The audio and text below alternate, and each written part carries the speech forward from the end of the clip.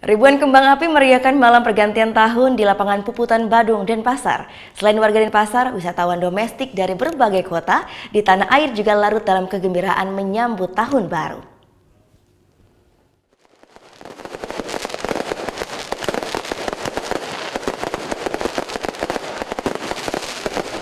Saat waktu menunjukkan pukul 00 waktu Indonesia Tengah, warna-warni kembang api menghiasi langit kota Denpasar. Ribuan warga dan wisatawan yang memadati lapangan Puputan Badung tak ingin melewatkan momen ini dengan merekamnya di ponsel mereka.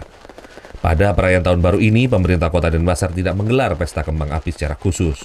Kembang api yang meramaikan malam pergantian tahun ini berasal dari warga maupun dari wisatawan. Meski sempat diguyur hujan menjelang tengah malam, warga maupun wisatawan tetap tak beranjak dari lapangan Puputan.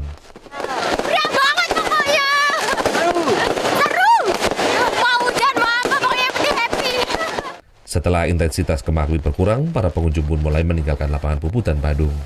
Muhammad Hasanuddin melaporkan untuk NET.